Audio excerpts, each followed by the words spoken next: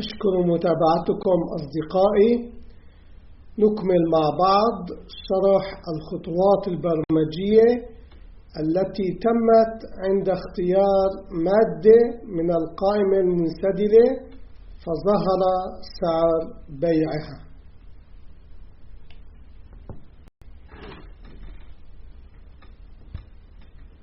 Thank you for watching, my friends. We continue with some today.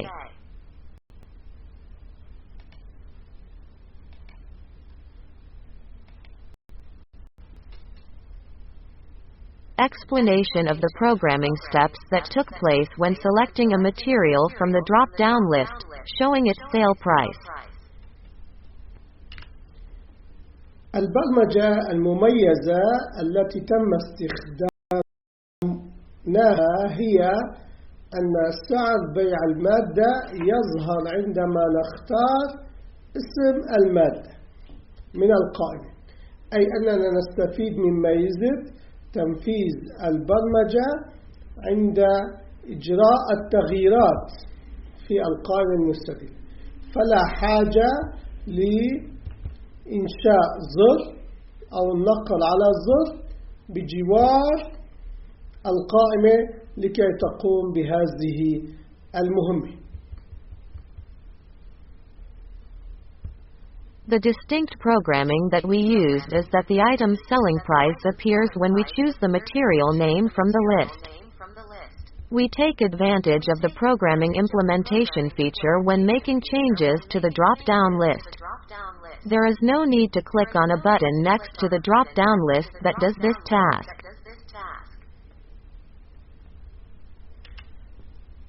بطبيعة الحال يجب أن نعرف أننا الآن موجودين في ملف إكسل الذي اسمه واحد.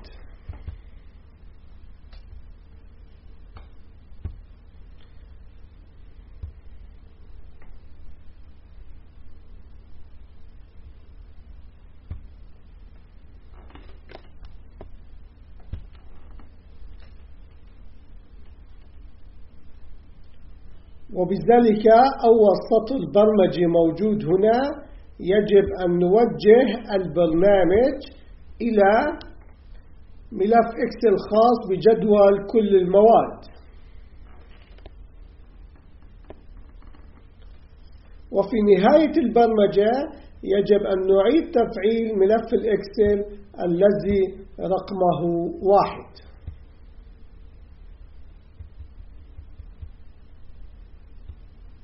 Of course, we must know that we are now in the Excel file whose name is 1, which is the main file, so the first programming line is here. We must direct the programming to define the Excel file for the table of all materials, and at the end of the programming we must reactivate the Excel file number 1.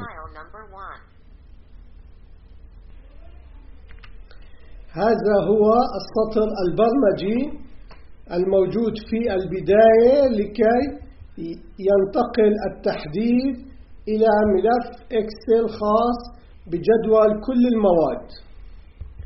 وفي النهاية يوجد سطر برمجي لكي يكون التحديث إلى ملف الإكسل الأساسي.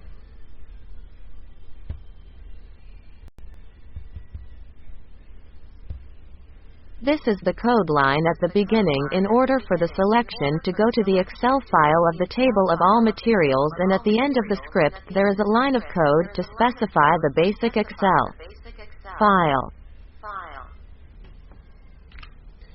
وفي بداية الأسطر البرمجية يوجد لدينا سطر لتعريف المتغير الذي يأخذ قيمة القائمة المنسدلة، وهي تساعدنا في مراحل البحث.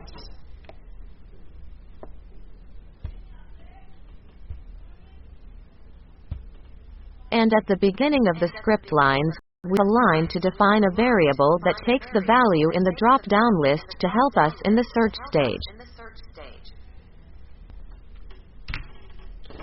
السطر البرمجي الخاص بالبحث هي تحديد العمود A وطلب من البرمجة البحث عن القيمة الموجودة في المتغير ج.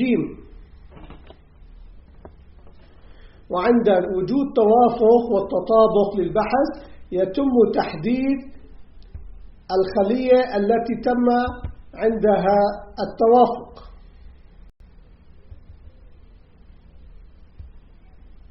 The lines of code for the search are to specify column A. A in the programming is asked to search for the values in the variable within this column A. And when there is compatibility and congruence for the search, the cell with which the compatibility is found is determined. السطر البرمجي التالي خاص بأداة تحديد كمية المادة، وتم تسجيل رقم افتراضي وهو رقم 1. يمكن للمستخدم تغييره إذا كانت المادة تباع بكمية أكبر من 1.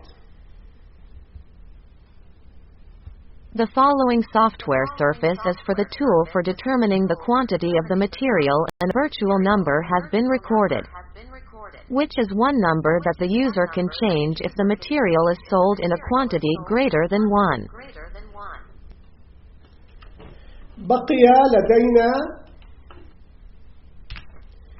بقي لدينا السطر المهم، وهو الانتقال إلى الخلية الخاصة بمعرفة سعر البيع لهذه المادة المختارة، وهي الانتقال 3 خانات إلى طرف اليمين. We still have the important line, which is moving to the cell for knowing the sale price for this selected item, which is moving 3 boxes to the right.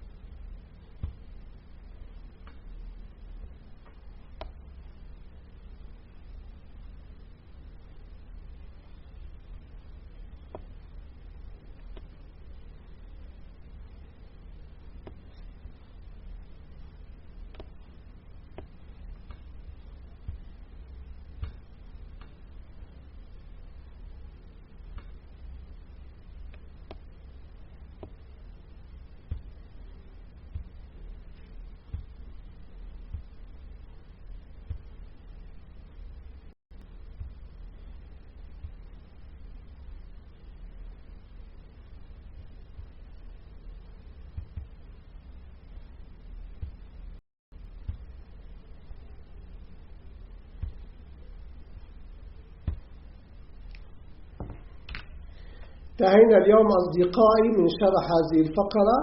أرجو أن يكون الشرح كافيا. نلتقي غدا إن شاء الله مع مرحلة جديدة. Today, my friends, we have finished explaining this paragraph. I hope that the explanation will be sufficient.